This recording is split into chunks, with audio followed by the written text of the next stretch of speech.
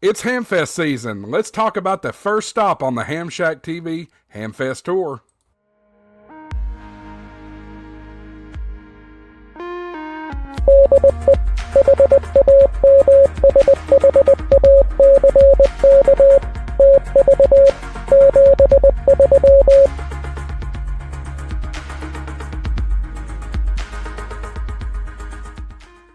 Hello, everybody. Welcome back to HamShackTV. I'm your host, Josh, AA4WX. Appreciate you being here. Channel growth has been phenomenal. Today we hit 4,000 subscribers, and we love it. So we are taking you on the road for the first time this year. We're doing the first annual HamShackTV Hamfest tour. And today we've got a very special guest. You've seen on my channel quite frequently Greg Williams, K4HSM. Well, this isn't Greg Williams, K4HSM. Today, it's another Greg Williams. Welcome to HamShackTV, Greg N4JGW. Appreciate you being here, brother. Hey, Josh. Thanks very much. Glad to be here.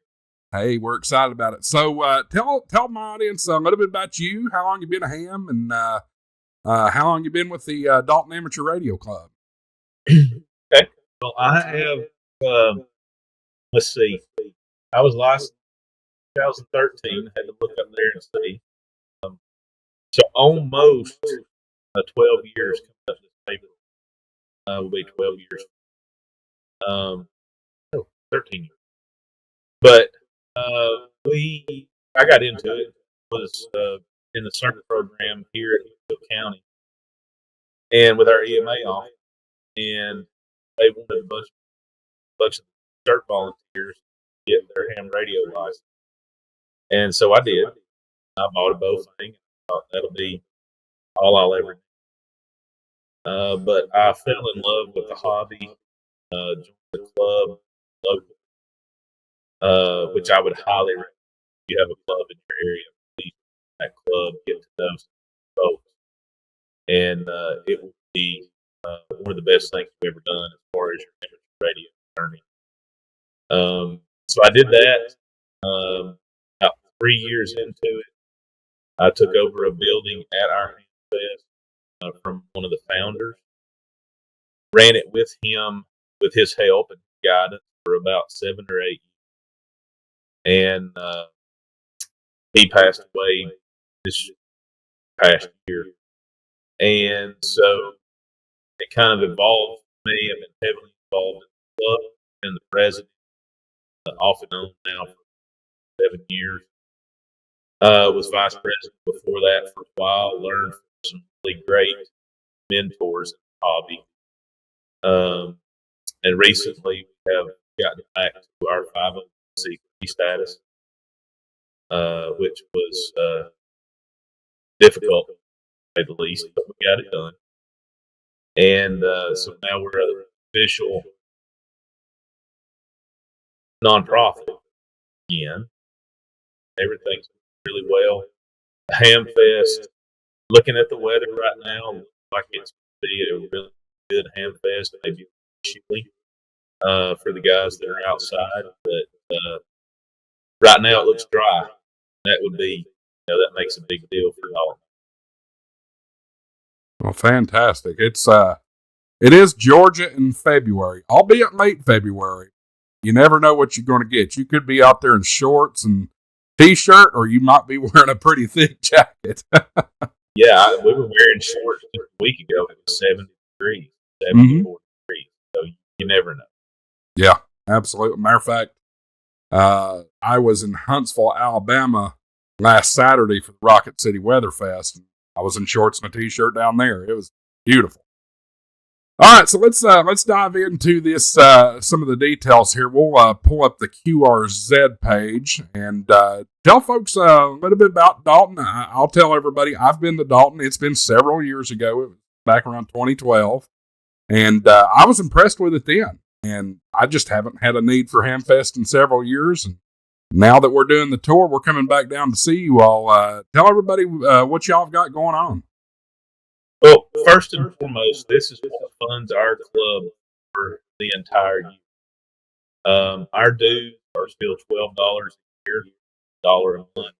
So the Hamfest is really what allows us to maintain our repeaters, do club events, field day, Christmas dinners, that sort of thing. So coming into Hamfest season, we typically, handed down to me from one of the founders, we don't typically work on Hamfest until after January 1st. Once that hits, we start talking emails with people and everybody. If you've been to the Dalton at a table, right of first refusal. So, for example, my building, the brick, the one that sits back by itself, it typically has about 62 to 65 tables, capacity wise, there. This year, from last year to this year, had 5 that actually turned over. Wow. So, and that some of the other buildings, they might have 10 or 12 tables turn over. But for the most part, these folks are back year after year, and a lot of them have been 25, 30, or 43rd. That's incredible. So I know you and I were talking a little bit before we started here. Boneyard space is still available, but your indoor tables are gone, correct? Yes, they've been sold out now for about a month. Like I say, there's very little turnover inside the building. 3 of the 5 tables that came open in my building were actually because a gentleman passed away. So folks get those tables, they keep them for years. I keep a spreadsheet. January 1, I send them an email and I say, "Hey, are you coming back?" And they say yes. About 90% of the time they come straight back. There's a lot of loyalty there. We do it that way. We try to keep folks. Still $5 to get in. If you get a table inside, it's 10. The boneyard spaces are $5, and that's basically a tailgate space, basically 10 feet. So if we come along and see, hey, this guy's got 10 tables stretched out there, then obviously charge them. But $5, a lot of people will actually pay $5 to park the boneyard. Right. And instead of parking out in the free parking out. So we still have handicap parking available up there. So there's about 50 or 60 spaces in there. And like I say, we don't mind at all if folks pay the extra $5 to go park in the boneyard. We're happy to let them do it. Fantastic. All right. So talked about admission, talked about boneyard. One of the people's favorite things about Hamfest is door prizes. And I think you probably have some pretty good door prizes this year, don't you? Yes, we have. Yeah, we always try to give away a HF radio.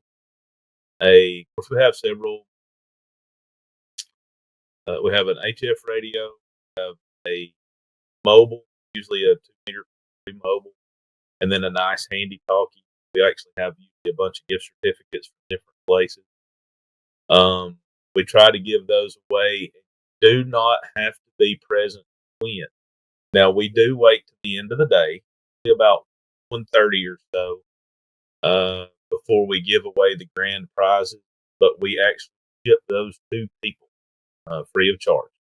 So if you come from North Carolina and you win the 7300, I take it to work in a couple of days. I contact you, I ship it from work, and it shows up on your doorstep a few days later. That's all. That's awesome, because I know a lot of these bigger ones, you got to be present to win, and it's just a frustration. But can you blame them? Shipping's so expensive half the time. It is, and I just happen to do that for a living. So that's okay. Got the inside track. That's a lot easier for me to do. I totally get the folks that don't. Mm-hmm.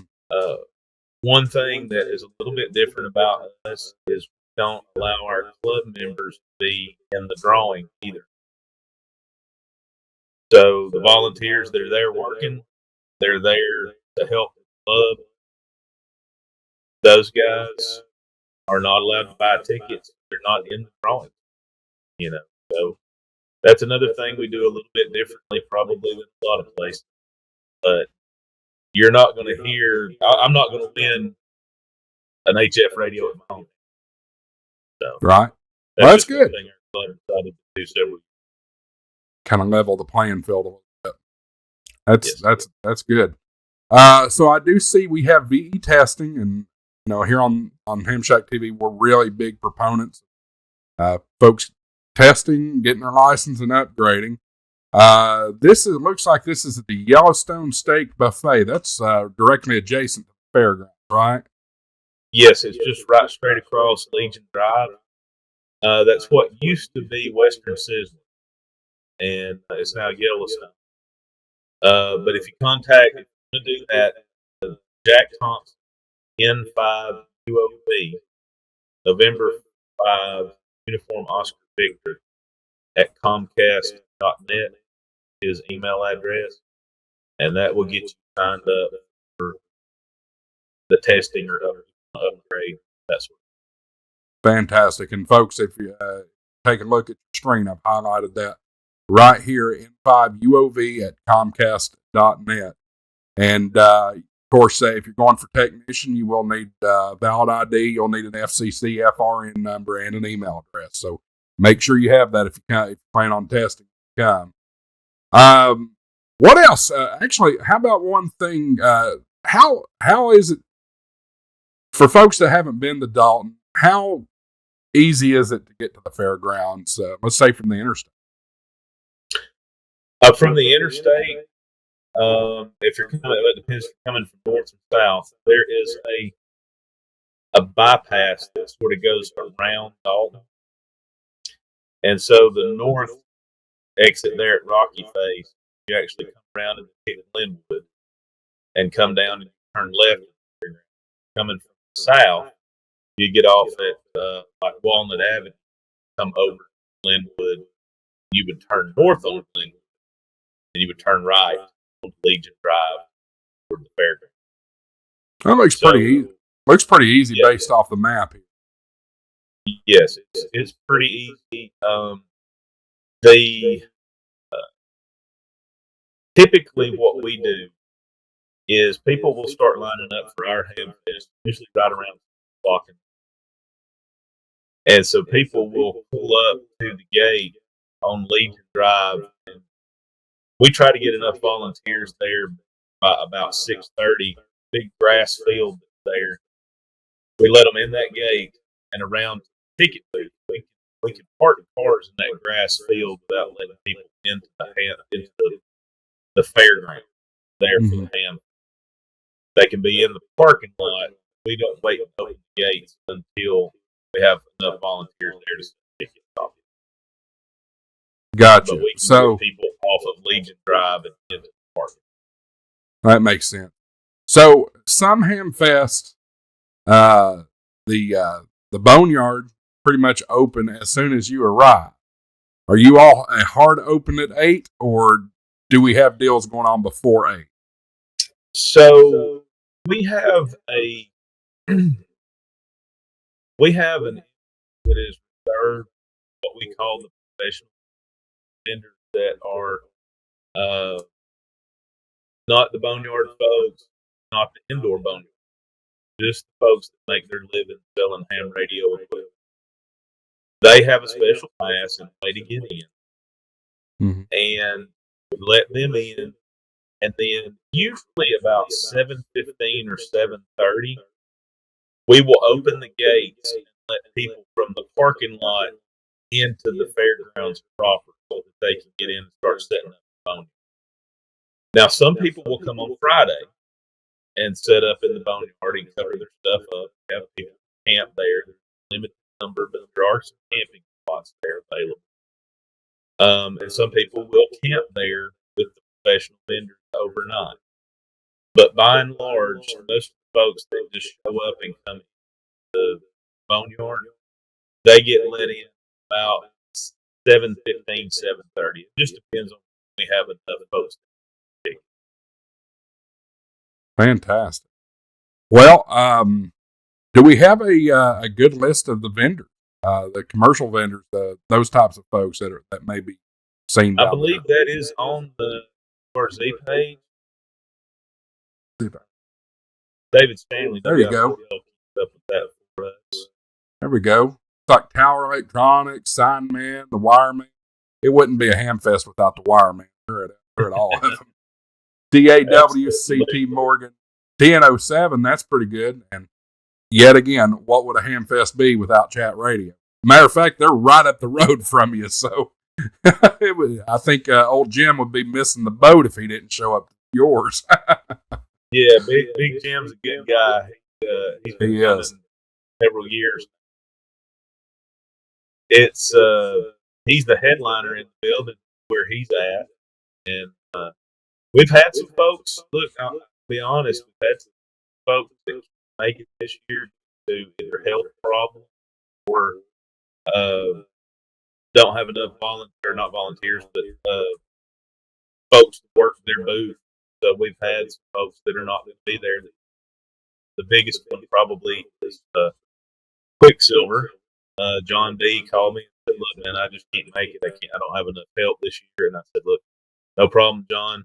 We'll save your spot and hopefully be back next year." So that happens from time to time. We're going to rearrange things in the main building, and in keeping with the spirit of the Hamfest, we're going to try to add a forum space in there. Don't know how that's going to work quite yet. Right. We've got a gentleman coming from Memphis, Tennessee, that does a lot of what he calls mountain topping, and a lot of wind link, APRS stuff. He's going to come talk about that stuff. We really want it. We're just trying to see if we can do it. We don't have a great spot for the forums, but we're going to try one and see how it is. No, you never know until you try. I'm sorry. I said you never know until you try. Yeah. We did it several years ago. We had some in the area back in the fairground, and it worked okay, but it's in a big building with no heat, and that was difficult because to heat it, you necessarily had heaters that were so loud you could hear the forums. So we're in works with Fair Association as far as trying to come up with. They've got a plan that possibly place next year so that we can separate and get a good warm spot, quiet spot for them. Oh, outstanding. Well, is there anything that we've missed, or anything that you'd like the audience to know? Give your elevator pitch. Get them down there. Yeah. So our club isn't just about radio. We support several other charities in the area, and the Hamfest pays for all of it. We support women and children charities. We support different religious, medical charities. And our Hamfest marking is all handled by Boy Scouts, a local Boy Scout that, and we guarantee them X number of dollars, but the donations that they get supplement that. Our concessions are handled by the Dalton Lions Club, and they're heavily involved with fairgrounds as well. Those folks handle the concessions. That was the biggest single manpower draw that we had. As you know, most people in our hobby are not getting any younger. So we moved to that direction, letting those folks handle those things that were more in their lane and would also earn their charity some money as well. So you're not just supporting Dalton Club, supporting several charities in the area, supporting Boy Scouts, supporting the Noon Lions Club. They buy several hundred pairs of glasses for kids in the city of Dalton every year. And so that sort of stuff is essential to what we do. Ham radio is our thing.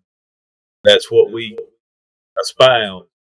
But we're here to help serve the community. And by coming to the Dalton Hamfest, you help us. Yeah, that's outstanding. That's not really a pitch I hear from other Hamfest chairs or ham clubs, but that is outstanding. You guys are certainly a club that is doing great things for the community that you guys serve. Thank you so much for coming on, guys. If you are in the Georgia, Northern Alabama, East Tennessee, Middle Tennessee, Western North Carolina, Western South Carolina, anywhere within a few hundred miles, Dalton, Georgia will be worth your drive, especially for the first Hamfest of the year in the state of Georgia. It's going to be outstanding. Greg, can't wait to see you in about a week's time as of this recording, and it's going to be great. I appreciate you coming on, and can't wait for it. Yeah, lots of folks will see me zooming around on a sideline that day. Row your hand up, holler out a call sign, I'll stop and talk. Sounds good. Well, appreciate you being here. All right, folks, I appreciate y'all tuning in to HamShackTV. Again, this is going to be the first stop on this year's HamShackTV Hamfest tour. Really excited about that. Guys, I want you to go check out my friends at Ham Radio Prep. HamRadioPrep.com. They offer technician, general, and extra class licensing courses. So if you need that little bit of extra push to get you knowledgeable enough to pass your ham radio license test, check out my friends at Ham Radio Prep. Use coupon code HamShackTV for an additional 10% off. Guys, thanks so much for watching. Stay tuned. We'll have more content coming up, and we will be at the Dalton Hamfest 500 Legion Drive in Dalton, Georgia. Can't wait for it. We'll have great content for you. Thanks for watching 73s, and we'll see you on the next one. AA4WX, WSCB 693.